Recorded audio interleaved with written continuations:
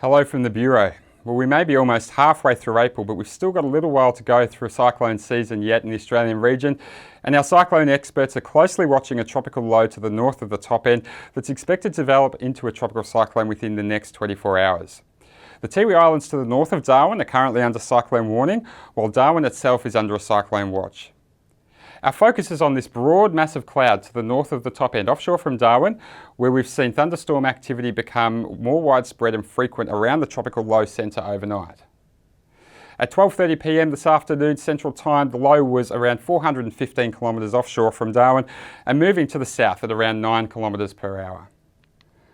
The Bureau's current forecast sees the tropical low developing into a Category 1 cyclone on Tuesday morning, before possibly making landfall along the coast of Bathurst Island on the Tiwis during Tuesday evening. Gale force winds with gusts of up to 110 kilometres per hour on the southern flank may begin impacting the Tiwi Islands and the Coburg Peninsula during Tuesday as the system nears, so that's why we've placed these areas under a cyclone warning. For Darwin, we've issued a cyclone watch.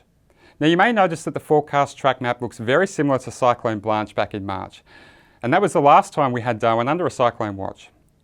Thankfully, the worst of Blanche stayed away from Darwin, but every cyclone is different. This system is a little larger than Blanche, and the worst of the weather is on the southern side of the system this time around. Last time it was on the western side. So this time, heavier rainfall and stronger winds to the south. We do expect the cyclone to pass to the west of Darwin offshore and into the Timor Sea as it takes a more southwesterly track from Tuesday. And although we're not expecting Darwin to experience the strongest winds from the system, there is a low risk of gales developing from early Wednesday, extending to coastal and inland communities between Point Stewart and Daly River mouth. As always, the grey shaded area on the track map indicates the range of possible cyclone paths that the centre may take. The cyclone may then reach Category 2 intensity as it tracks further over water in the Timor Sea. Now, in addition to gale force winds, a storm tide higher than the normal tide is likely along the north coast of the Tiwi Islands on Tuesday.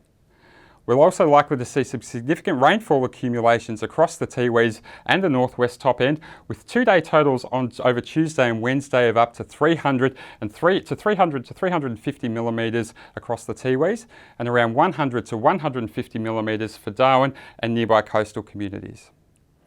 The risk of widespread flooding remains low. However, localised heavy rain could lead to flash flooding in some coastal areas of the northwest top end.